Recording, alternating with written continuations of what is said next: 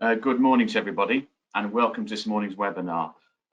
Before we start, I'd like to thank everybody here for finding the time to join us today. I'm aware that diaries and calendars are tight at the moment, so we do appreciate it, so thank you very much.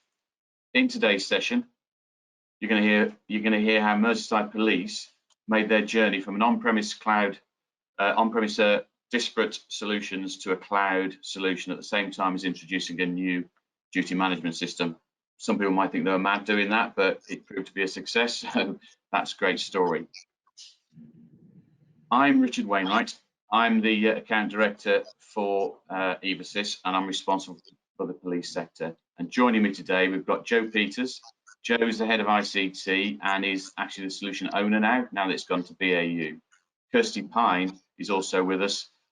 She was the program director for Merseyside during the implementation, so she can have some real insight into the program itself. We've also got Ian Hodgson joining us today. Ian is the account director for Oracle, responsible for Oracle's customers in the police sector.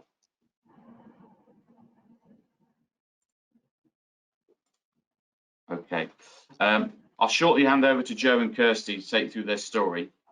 This will include how they approached some key decisions on technology, the look through the implementation journey, some key business readiness activities an organisation should be considering ahead of such a project, and some key lessons they've learned along the way during this project. They're also going to look at what's next for Merseyside Police with respect to this programme. I'll also ask Ian from Oracle to say a few words on what the future looks like from an Oracle perspective and how that may impact the police sector and other public sectors, of course. Before we close, we hope to have about 10 to 15 minutes at the end for questions. So please use the questions tab within the menu on your go-to meetings menu and write down your questions as they go along the way, and we'll respond to each of them before we finish. If by some chance we don't have time, we will respond to them in writing to every attendee. Okay. So that's all for me now. I'll hand over to Joe. Joe? Morning everyone. Hi, I'm Joe Peters. I'm head of ICT at Merseyside Police. I'm just going to do a couple of slides on our journey to the cloud, some business readiness as suggested, and take any questions at the end too. So next slide please, Richard. So just a bit about Merseyside Police. We serve a community of around 1.5 million residents with over 7,000 staff and over 4,000 police officers. We have 5 local authorities, excuse the typo, Liverpool, Nosey, St Helens and Wirral, and we have a population of around 1.5 million people, as I've stated. Just some of our strategic aims in there and some facts on the left hand side. I'm not going to go through all of those, but in addition to our 4 strategic aims around preventing crime, protecting people and pursuing offenders and the bits that underpin that, we have 2 other strategic aims within Merseyside Police, and one is for healthy people and healthy organisation.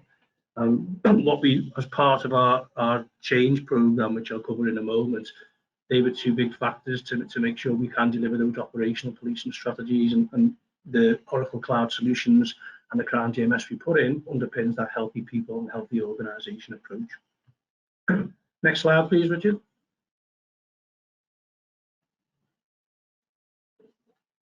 So why Oracle Cloud? So there were several factors in our decision, but I'm going to go through some of them. But old legacy HR system that we had wasn't joined to our financial systems. From a HR perspective in particular, the last upgrade had been several years before we were unsupported. The route we had to upgrade wasn't viable and the product was stagnating.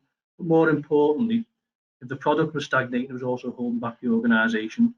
So we had lots of conversations about the way forward, ranging from a single transactional hub with an ERP system underpinning it, but we decided to focus in the first instance around that financials and that HR element.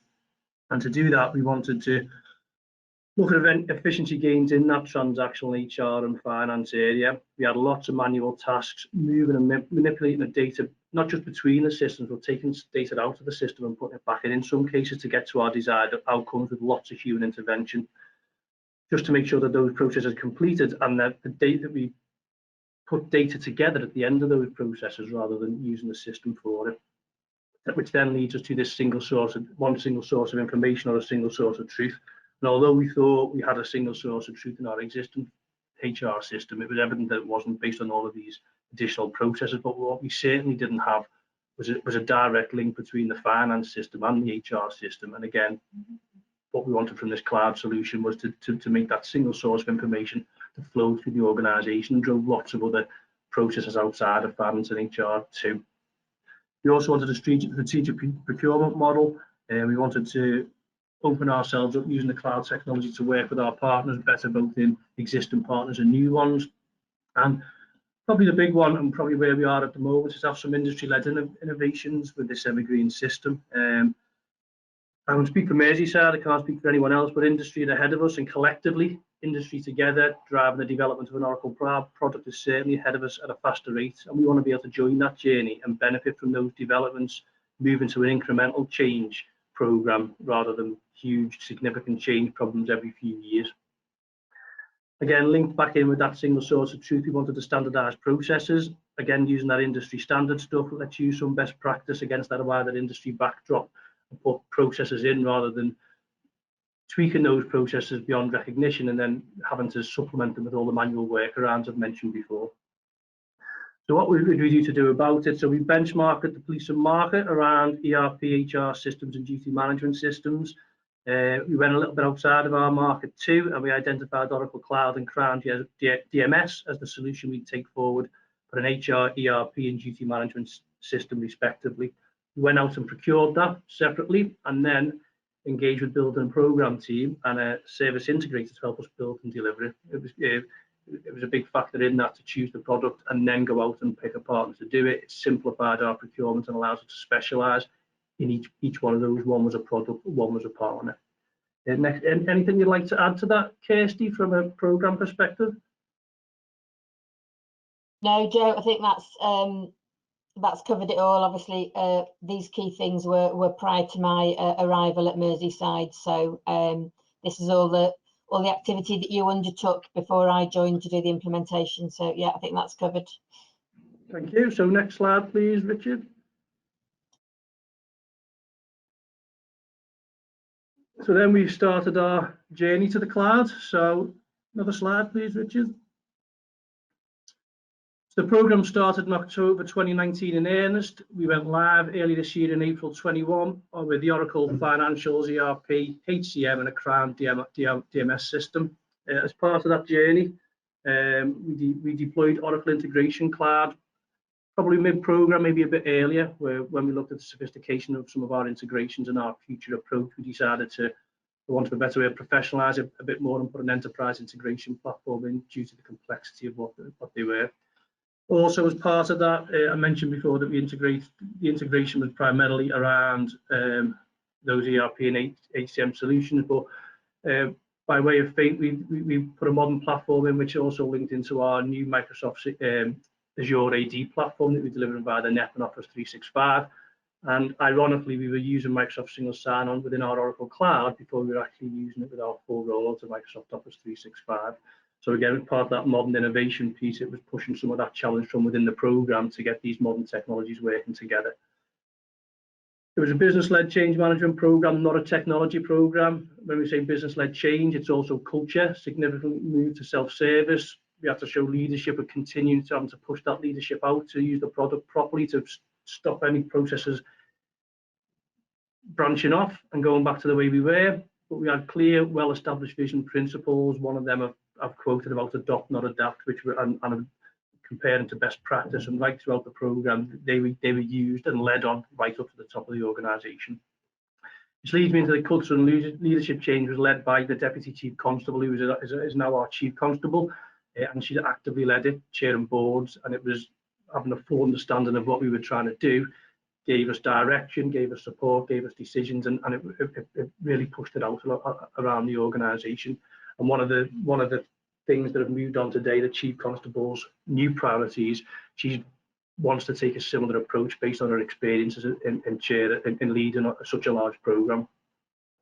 We had a smooth go live of financials, procurement and HR. We do have some challenges around DMS and our functional policing model. So we extended our hypercare there. We have a functional policing model.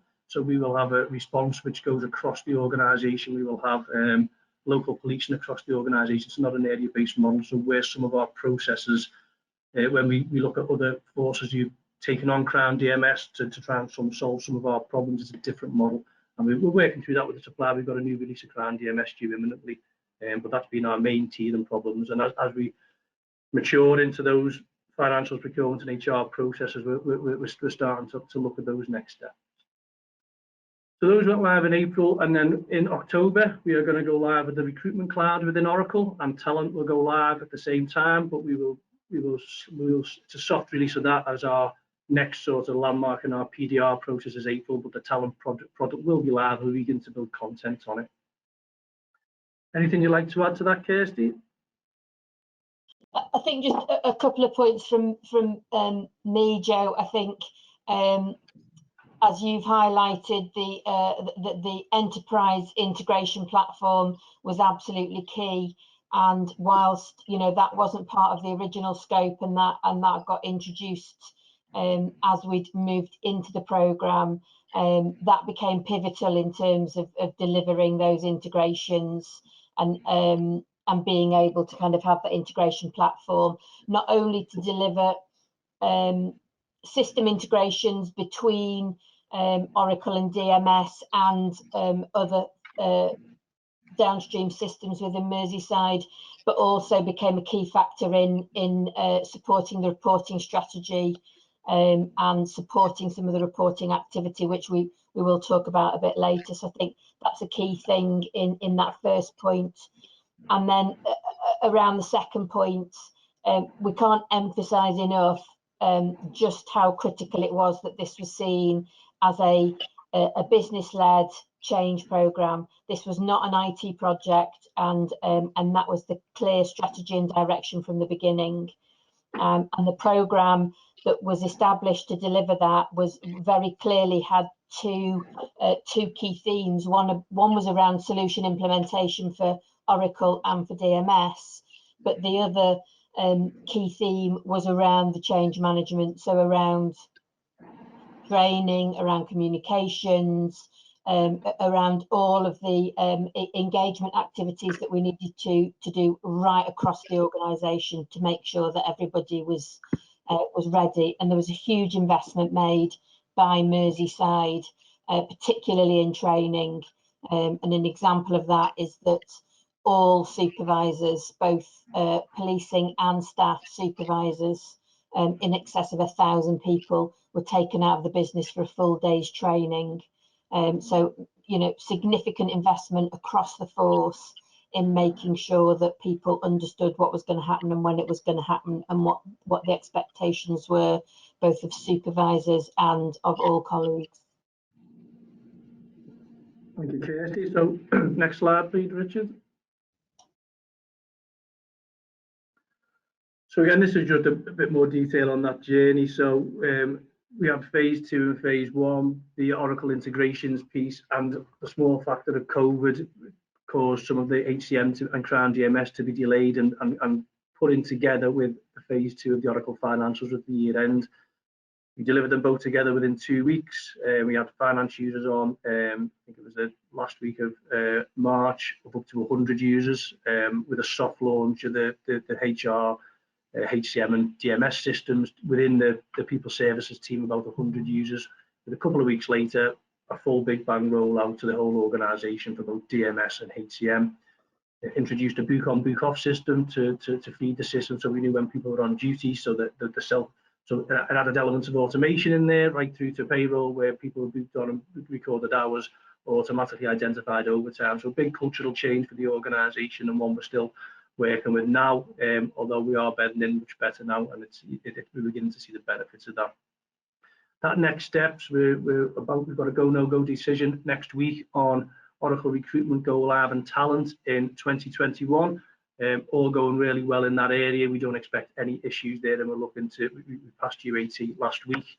Really excited recruitment and talent team looking to build on that phase 1 and 2 and deliver those solutions. And again, back to that single source of truth and standardized processes, we'll build the recruitment and the talent as part of that Oracle Cloud where two, again, disparate systems with different data sets, different sets of data and being managed completely separately, bringing that all together in that Oracle suite will begin to really show the organisation how this moves forward and a bit of potential for where we're going to go with it. And then we've got a phase 4 about realising and recovering benefits and efficiencies later this year. So we put phase 1, 2 and 3 and some of those benefits identified in the outset and then efficiencies, ensuring that we realise them at the same period of us deploying once the product's settled down. From a future perspective, we're well on the road to quarterly updates. I think we've done 2 on our own. We did without the programme team, although we have got programme resource around, they've not been needed. And I think we've got another one imminent. We're also doing a people services modernisation change. We see Oracle as an enabler in that with a new structure, and then with a new structure as an enabler to start that modernisation, but then partner them strongly to see, right, this is where we want to go with our people services offer to the organisation. Oracle as a key partner, how can we exploit the rest of the product to do that? We've got some strategic governance adoption about to take place where the organisation's taking ownership, and if you may recall I was talking about incremental updates rather than big bang projects. That strategic governance is really important to, once phase 3 goes, what are the other programmes of work, pieces of work, projects over the next 5 years, and we have a digital futures team of which we have an enablers thematic, and they will facilitate the development of the project. However, it will be owned. The important point, it is owned by the strategic owners of our finance, people services and corporate change to drive that change from it. And then again, that continuous improvement and large scale changes still there. The thematic plans for the enablers areas is due in November to go to a digital board to set our 5-year digital plan. In that enablers group, the majority of that plan we believe will be in the Oracle arena of how we're going to exploit this product further. Anything you want to add in there, Kirsty? No, Joe, I think that's covered it from my perspective. Cheers. Next slide, please, Richard. I just wanted to talk now around business readiness, but I'm going to double up with the lessons learned. So I'll explain some of the things that we did to get ready, some of the things we didn't to get ready, jointly with Kirsty, and we'll flag up bits we wish we'd have done if we had our time again. As we go. So next slide, please, Richard. So I'm started off with having clear objectives and outcomes. It sounds obvious. We did have some of those. We could have done it a lot better. This fluctuated at the start of the programme, where I mentioned before we talked conceptually about having one single transactional unit for the organisation. It changed into a bit more of a we'll focus on HR and finance, but we had some vision there. I think we had our time again, we may have been a bit bolder.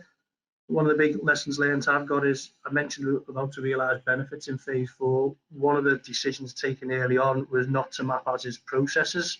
If we had to map them, it allowed us to provide a more detailed identification and subsequent tracking of those benefits that we're now going to realise. One of the big things I'd say, that objectives piece is Kirsty brought on a programme team in the delivery, which included partners. I would have brought that programme team in at the start to set those objectives, to understand the strategy and set the programme up and deliver it from that outset, because the delivery went really well. I think some of that programme team, maybe not to the full scale of the delivery team, but certainly the start of that programme team with that leadership team could have helped us in that area to avoid some of them benefits issues we may be having now by not documenting them as is and picking those gaps out now. Not to say there aren't benefits we will pick up now, but they're not as black and white as what they possibly could have been. Anything you'd add to objectives, Kirsty? Your view on the readiness and lessons learned?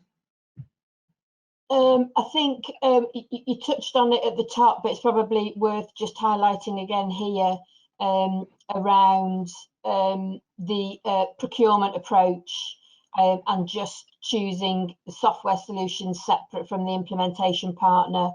And I think that's I think that was a really positive approach, so that you're not coupling solutions with partners, and that definitely was a key positive lessons learned, and really enabled us to focus on solution separate from SI. Okay.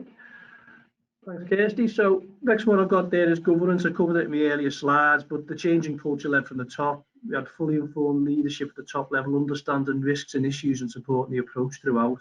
And as I said, to this day, we're looking to where we can do some positive lessons learned from a business change project around technology and as an enabler, actually into some operational stuff as well. But one of the things we also did was I've got strategic and tactical there. As we got a little bit closer, probably about 3 to 4 months in from the towards the end, we set up a tactical board, which was the level just below the chief officers, where heads of departments and key stakeholders within the programme and the organisation to underpin that strategic board. And it was really successful and would have been of use a bit earlier. Being from a rank and file culture, one of the bits I used to champion was there was a culture not to report reds. And I'm from a world of getting the reds on the table and getting them fixed, and tactical was a good place to take them, to take those reds to, and then report up what we were doing about them. And I think it got us a lot of traction there. And again, having our time again in that governance, well, it was one of the strongest positives I felt throughout. That tactical level, having a separate tactical to strategic in a formal way, really helped us. I don't know what your views is on that, Kirsty. Yeah, absolutely. I think that that was driven from a business readiness perspective. So as we were getting closer to go live and we were assessing business readiness, there'd been a lot of focus on delivery and risks and issues around delivery and were we ready to go. And as we started to change focus and be really clear about the business readiness aspect and managing cutover and all of that kind of good stuff, it became apparent that we didn't have the focus and insight into some of the business risks and issues and business readiness activities, and that tactical, the introduction of that tactical governance really gave us an insight into and direction and leadership, and it was about that business change leadership around business readiness, and that, you know, that really paid dividends.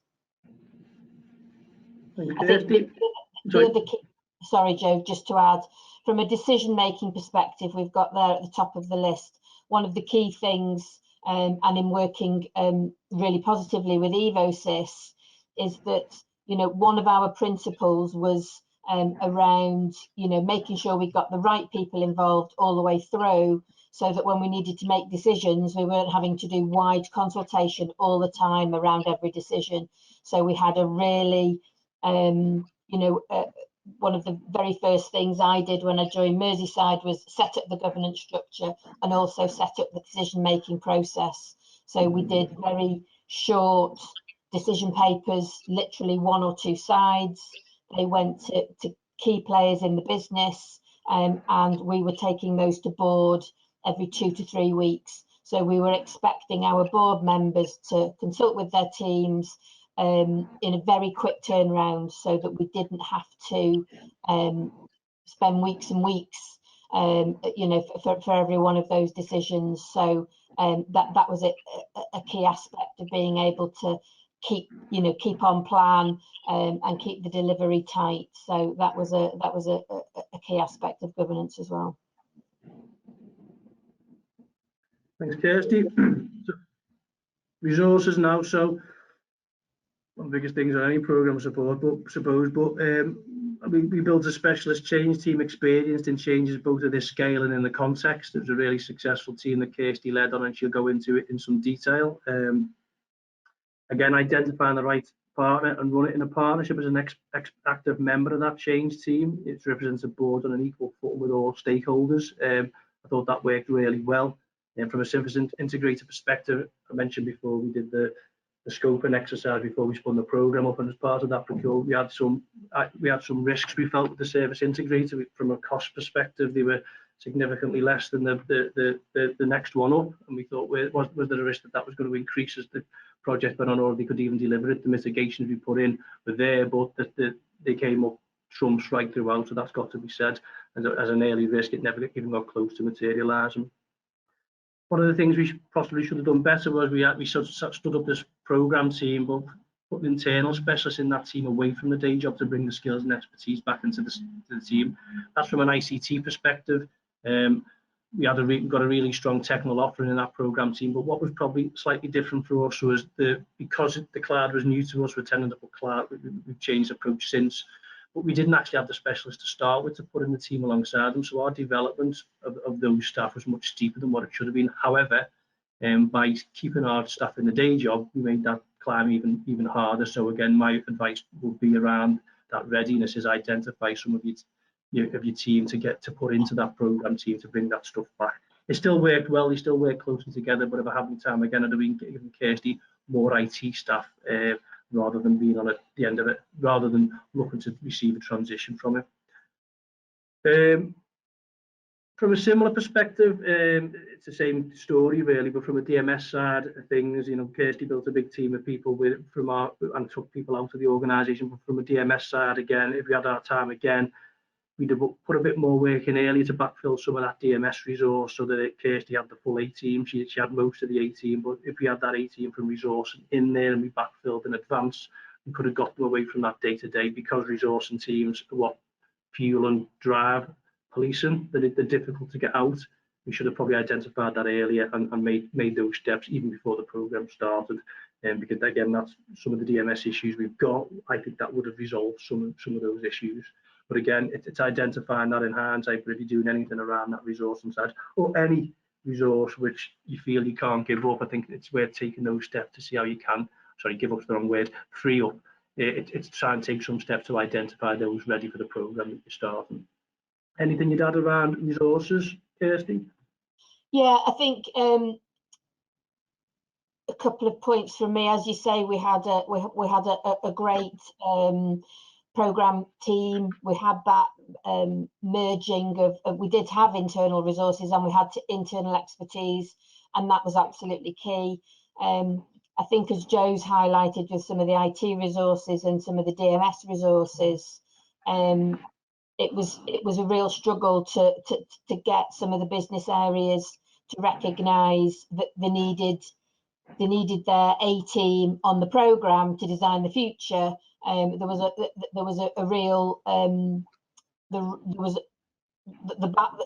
trying to strike the balance between running the BAU and making sure business was running versus being part of the programme and delivery of the future processes and future systems. And that balance wasn't always struck necessarily in the right place. I think there were a number of areas where we overcame it and additional resources were provided, but I think, yeah, that was certainly a learning for all of us. I think the partnership working is the other key thing that I would highlight. As Joe's touched on, we started this programme in October 19, and within 6 months we were into a full lockdown, and we were delivering, a programme of this scale and impact across Merseyside completely remotely. And it's a real testament to both EvoSys and Crown and the quality of their teams and engagement that meant that we were able to literally to run that programme remotely for the vast majority of the implementation timescales. I'm not saying I'd want to do it again, but it was a fantastic product of everybody working really hard and really focused in order to maintain momentum and to work together. So that was fantastic. Okay, thank you. And then data, I think, was one of the key drivers for us doing it. It's one of the reasons we're all here, certainly from an ICT perspective, a part of the organisation with it. So again, do some work early to identify the data that you're going to migrate and you need to cleanse. Employee data specialists to do this, as well as cleansing the data we've got. And Joe Peters getting the record sent to make sure my HR record's correct. There were fields we had to populate in the new cloud that we didn't actually have. I mean, there's a variety of things we did to ensure that the data was in the new system on day one, as well as cleansing our existing one.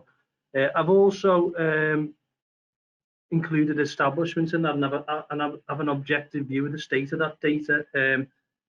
What we found is our hierarchy was incorrect on the source system and have been for some time, yet we focused on cleansing other areas. And again, the program team are being told by the organisation that the data's good to go, and then actually there's probably an exercise where we could have been a bit more objective and expanded that out further. So for example, if Joe's got an IT department structured like this, it's slightly different on the system, but it works. That should have probably been called out area from the organisation and something that we're taking forward. So, you know, there's lots of elements of that data piece that I've picked out hierarchy, but there were lots of good news stories on how we did that data migration. For some data we didn't have that needed to be in the source system, we created it from a variety of other sub-sources, but having that data specialist to do that data load alongside Eversys and ensuring that what went smoothly was really good. Anything around data, Kirsty, that from your perspective? Yeah, I think one of the areas that we focused on from a program perspective was very much around data.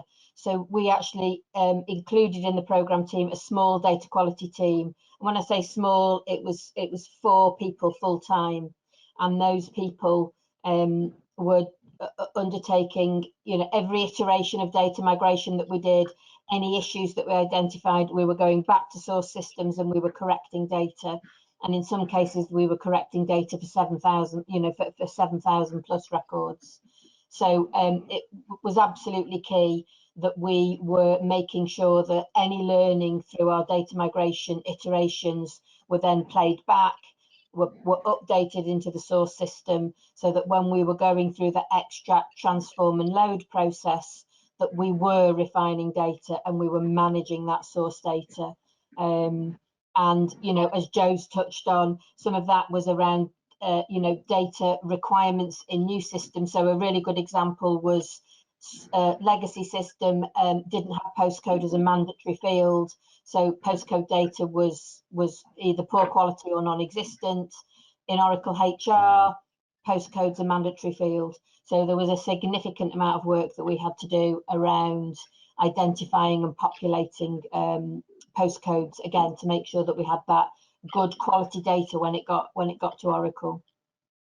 And the other thing for data migration is, you know, we made some as part of the procurement and also through the implementation, we made really clear decisions about the volume of data we were taking. The business wants to take everything, and we didn't. You know, we focused on current records, and you know, we didn't take a lot of legacy data because we didn't want to take rubbish. We wanted to make sure that the data that we were putting into the new systems was of good quality. And, you know, part of the reason we were able to make some of those decisions was also around the good archiving solutions that Merseyside have. So the knowledge that we would be able to archive data that we weren't going to be migrating across, so that it would still be accessible by the business. Thanks, Joe. Thanks, Kirsty. And then integrations. So our starting point for integrations was mixed. We had some integrations which were actually products from suppliers. We had some integrations within people's heads, and we had some integrations that we were managing and maintaining and weren't particularly sure if anyone was using. Again, back to have our time again, by introducing an enterprise integrations platform, the key was, we come back of our time again, sorry, was to map them out, again, identify if they're in use and then understand the complexity and have some good governance and rules around it. One of the ones we've got is update something once and use it many times, for example. And again, it's not just integration between HR, finance and DMS, we go up to command and controls and lots of other things in there, but it's having those listed, catalogued, potentially having owners for them, and then determine if we need to continue with them. That enterprise approach is a successful one. We've now got a list of products in our Oracle integration cloud that we can edit, change, and then we have a method to move forward. The other bit I'd like to mention is the security model. So again, one of our requirements when we move to Oracle integration cloud is we're going to this new cloud arena. We were exposing stuff into the cloud. We've got, you know, for example, in October, we're going to go live with talent. And so we're going to go live with recruitment is going to expose Merseyside Police to the outside world in a secure way. So it's having that security model in place and then seeing how those integrations fit, because you're bringing stuff on premise out to cloud, ensuring that's secure. So the integrations model started with one of the integrations, but then very quickly, as part of that overall security piece, ensured that we could move stuff about security. But they were very hand in glove, and they were equally as challenging in effort, which again drove us to select Oracle Integrations Cloud, because the fit was quite nice on that PaaS model. Anything around integrations, Kirsty? No, I think, well, yes, actually, I think don't underestimate the effort and complexity around the technical architecture and the technical solution around security and integrations. It's significant, significant effort and significant impact, and you know, it can drive, you know, the entire rest of the plan in terms of being able to have all of the environments you need to do all of the different phases and different activities. So it needs focus and it needs effort, and that's why one of the key lessons is that learning around some of that stuff we could have done earlier and have been in a better place to have moved it forward.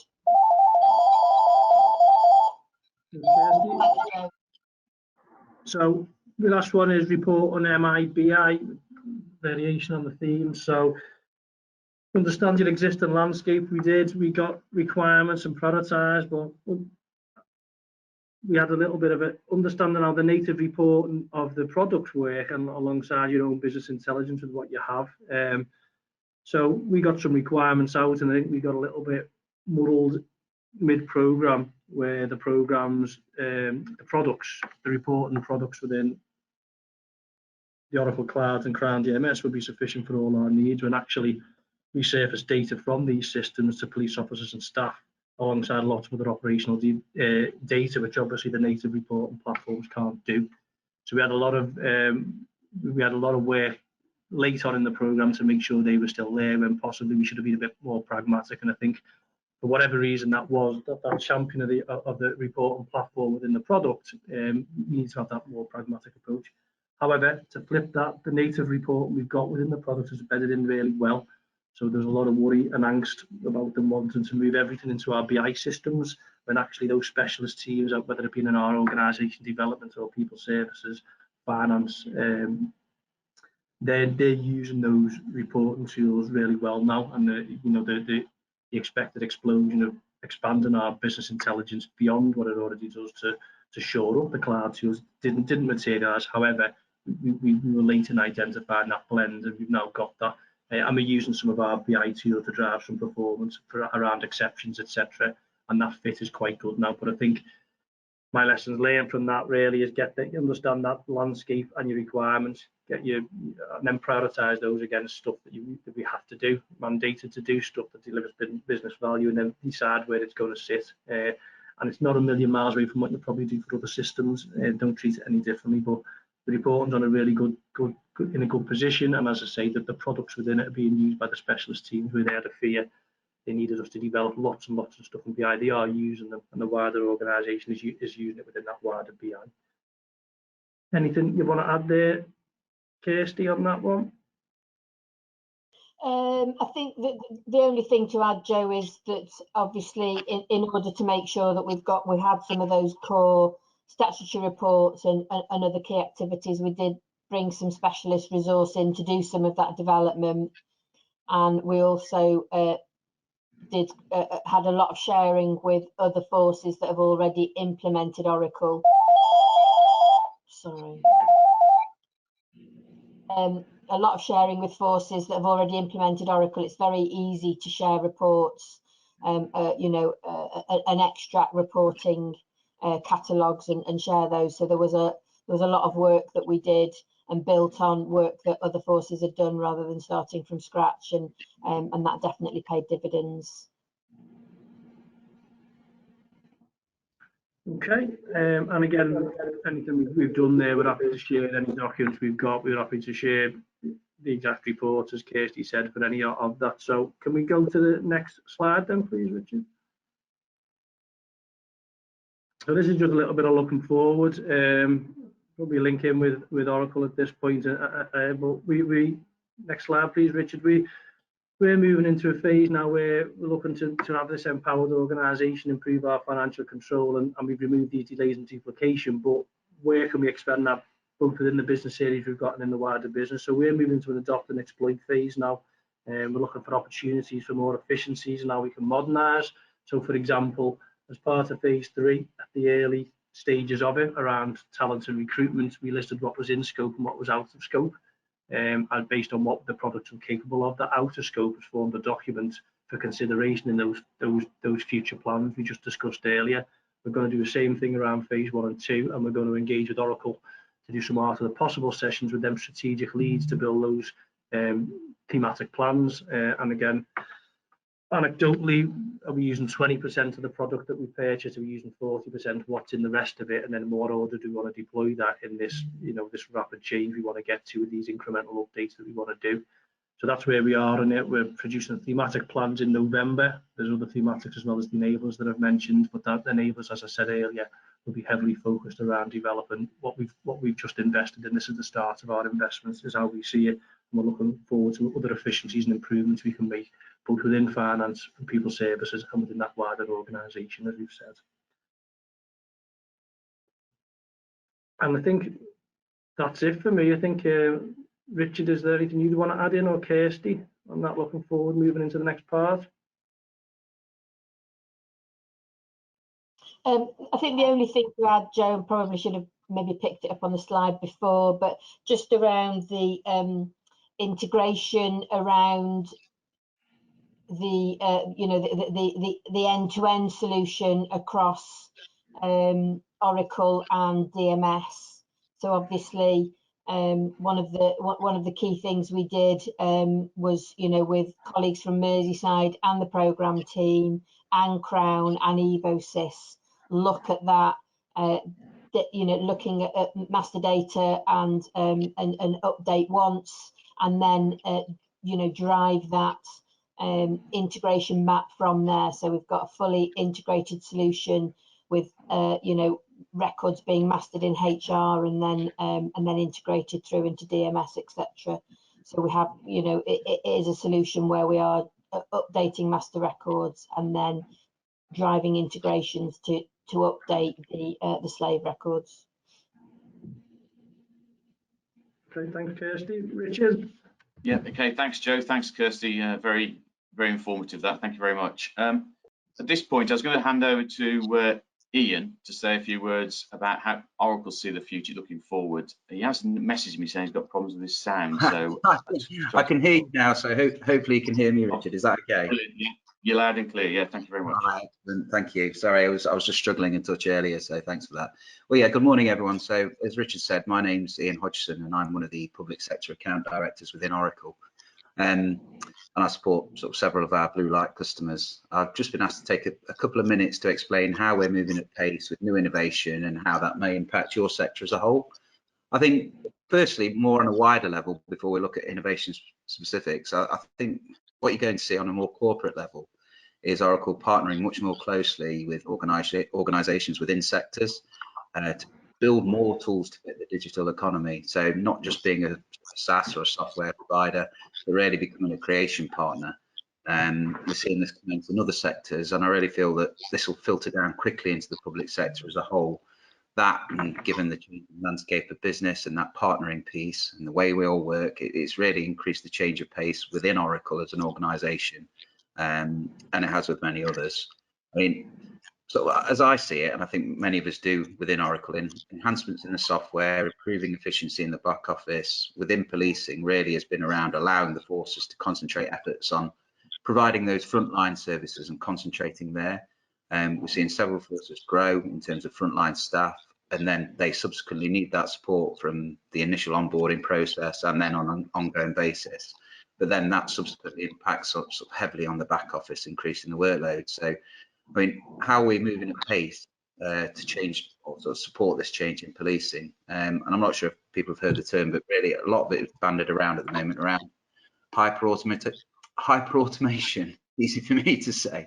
So essentially, automating as many of those processes that that Joe and Kirsty talked about, making as much of that automated in terms of the mundane stuff, so you can concentrate on sort of where those business improvements can come.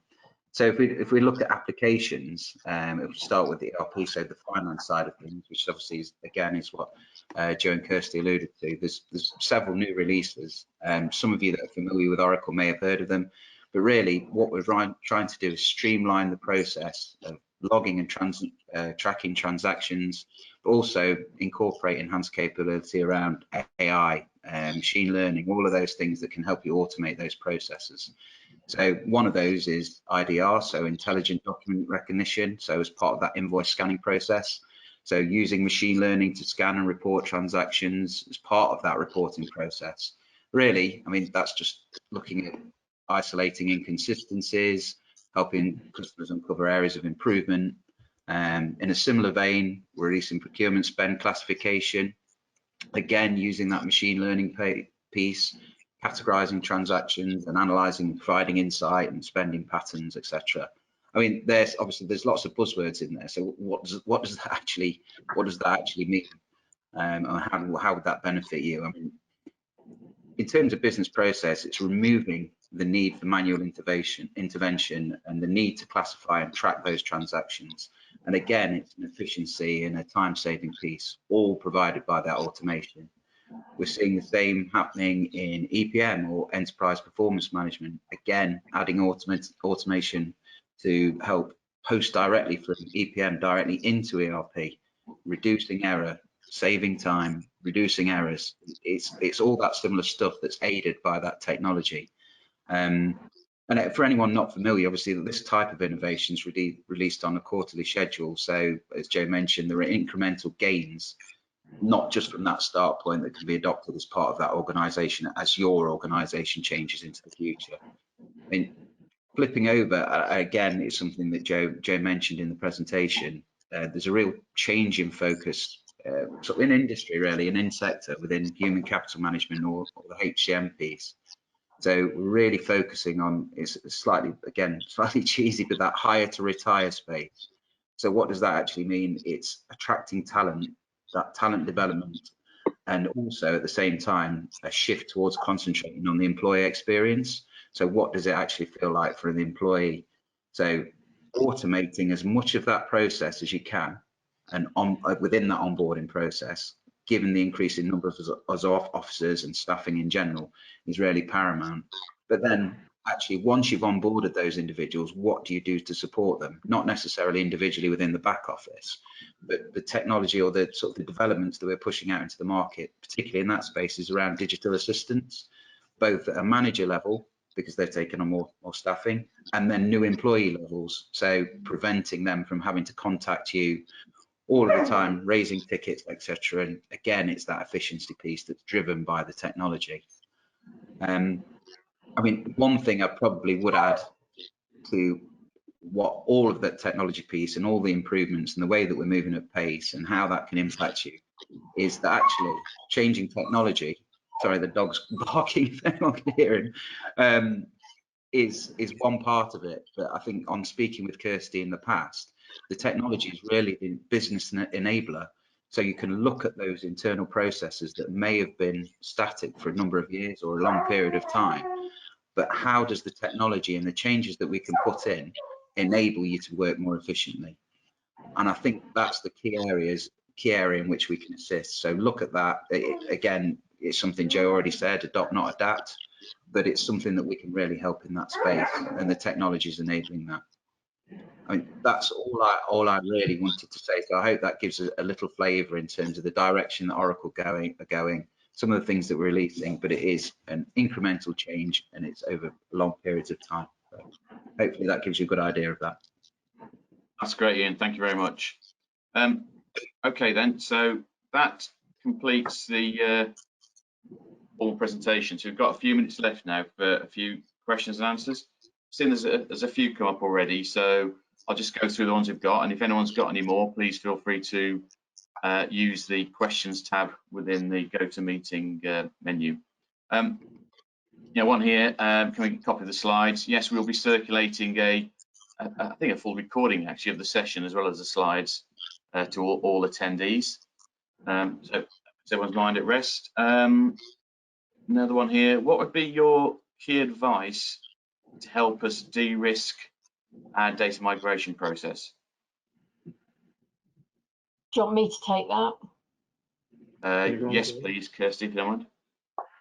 Yes, I think there's a couple of key principles. I think what we did was, again, bring together expertise from the force.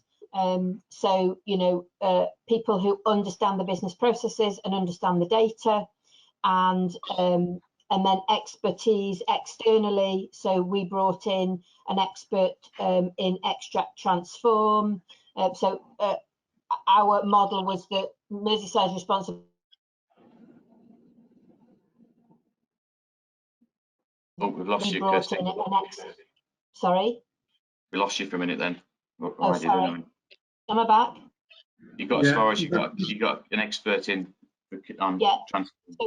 So EvoSys is on the data side, extract, transform, load. EvoSys do the load. Merseyside's responsibility to do extract, transform. So we had data experts from Merseyside, both in the business and in IT, who understood the business level data, the technical level data, and then we brought an expert in who was an expert in the extract and transform process. And it was critical that we had all of those skills in order to be able to do that extract transform. I've already talked about the data quality team. So any issues with data, we were going back to source and updating records so that we were removing issues that had arisen. And obviously, the key thing with data migration is do it as many times as you can. The more you do it, you know, the better it is. Okay, thank you, Kirsty. Oh, some more questions flying in now. Give me a second. Did you use CSS as your procurement route to market? I seem to remember it was Health Trust Europe. Yeah.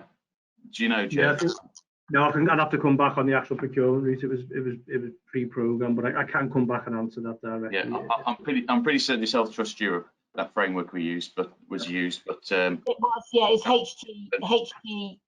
It was HTE, wasn't it? It was done in partnership with Softcat.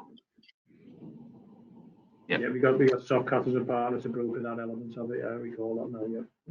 Yeah, because if I remember right, you chose the solution, didn't you, Oracle Cloud? Then you got 4 SIs you went out to via HTE.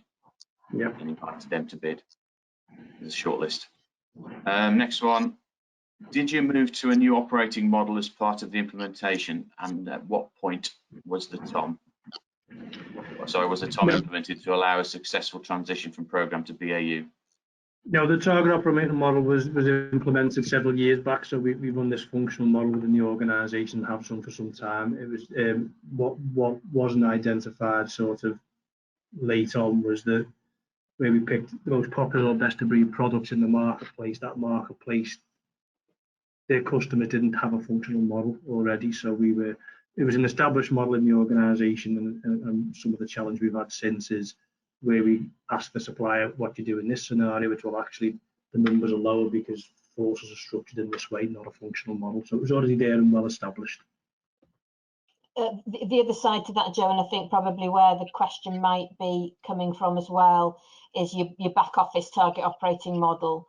So the answer to that is that the people services transformation and the operating model in terms of delivering back office services are being done after the programme as opposed to before, and some of that goes back to some of the business case and the benefits, and because the as-is processes weren't really documented and weren't properly understood, it was difficult to drive some of that as-is and to-be mapping and modelling, and there was some other changes in people services, and the decision was taken that the actual transformation of a modernisation of people services was going to be done after the implementation, so that they could get the full benefit and understanding of the system, as well as some of the other factors across the force in terms of changes that were happening both locally and nationally. Does that answer the question? I think so. Next one. Bear me a second to this, move my screen down. Do you use your Oracle HCM solution to record any training information or training processes? Yes. No, we do. No, we don't. We don't actually, but it's certainly an idea I can take back into the team. I've got governance group tomorrow, so not at the moment. But something we consider. Not that I'm aware of. We're not doing that, no. Joe, we are using the learning, the HCM learning module. Yeah. So, Oh, sorry, I thought I've misread the question. Apologies, I've read that as recording training material from within Oracle to play back to users. But no, yeah, we are using the training. Yeah, sorry, we are recording training within Oracle. We had a TAS platform we used to use, and we've migrated that across and record those skills and training as we moving forward. Apologies for misunderstanding that one. Okay. Next one, how are you managing the quarterly updates, and what are your views on the benefits of them being quarterly? Okay, first one, we've got we had a change to our IT target operating model, where we brought some HR specialists, some who were on the program, some who were in the business, and brought them within ICT and finance. Of course, we built what's called the core systems team. That core systems team carry out the quarterly updates. We've got regression testing we do. The first two are very much focused in that, because we're still sort of almost mid-program, if you like. So we have regression tests we're running. We're investigating whether we can automate some of that regression testing to make it more efficient. So the first two we've done have been quite successful from a regression perspective. We want to then move in, as we deliver phase 3, into that governance group and that leadership team, and then publishing out the benefits or the functionality that comes with that. The benefits of them being quarterly, conceptually, we think it is a benefit. It moves us into, I mentioned in one of my very first slides, I think, about we stagnated on the previous platform. We're looking to change our digital transformation model to smaller updates. We've got good experience on that in other systems. Our mobility platform has small drops of functionality every couple of months, and that is the most rapid development we do across all of our platforms. So we see the concept as being there. I think to be truthful, we're still in the mechanics of learning those quarterly updates, but they have been successful in that mechanical world. I suppose the challenge to the organisation is the adoption of those quarterly updates and staying on that front foot once we come out of phase 3 and phase 1 and 2. Okay, thank you. And finally, last one we've got time for, I think, is, does the service have a lot of operational, can you give an example of a process that was improved? Maybe something that was cumbersome before or manual that is now better in the Oracle system? do you want me to take that, Joe? Yes, please. So there's any number of processes. I can give you a couple of real examples. So Merseyside have an external payroll provider, and so they were completing for every starter, anything that changed from a salary grade perspective that impacted somebody's payroll was being completed on a handwritten form, and was being couriered to the payroll provider twice a week in order to make sure that the payroll provider had those forms in order to process payroll. So that's an example of where we've completely removed any manual paper. So all of the information that needs to go to that payroll provider is now automated through an integration through to payroll. Another example is the starter process, and as Joe says, the recruitment cloud goes live in October, but even without the recruitment cloud piece, the new starter process was improved significantly. They used to have a file that they used to hold new starters on from their recruitment system, and they'd print it all off, they'd hold it, and they wouldn't process starters until just before they were due to start in case people changed their mind. Similarly with leavers, they used to hold leaver records and not process those. So all of that's completely changed now.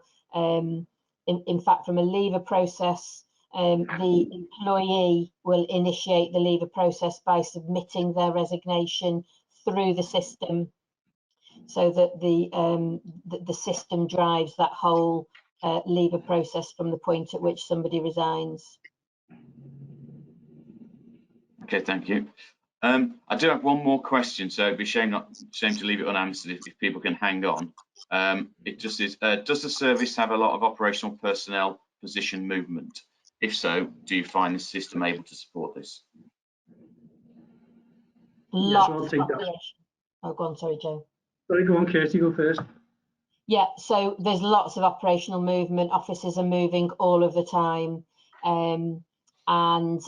We have, as part of that, there are two key areas in local policing and in Matrix, I think it was, where there's significant movement. So what we've done is they had what Merseyside call coordination units for all of those moves. And what we've done is train those staff in the coordination units to be able to actually use the system to process all of those changes directly onto the system, and to manage the impact through to DMS, so that it's done by the people at source, without having to send anything into the resourcing unit or into the employee shared service. It's all done at source by those individuals. So we've looked closely at some of those processes and said, why wouldn't we give people who need the access to do the job they do access to this, give them the right access to the system, so that we're removing as many handoffs as possible and streamlining processes. That's brilliant. Thanks, Kirsty. Unless Joe, you've got anything to add, I think No, that's enough. Thank you. Okay, so that leaves me to thank everybody for taking the time, and especially those who've stayed on past the close time. Really appreciate it. Thank you for Joe, Kirsty, and Ian for your contributions. Very informative. And we're available. Contact details.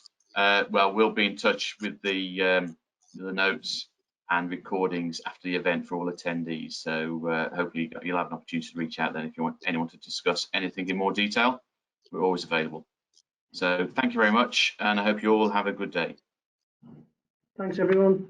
Thanks, everyone.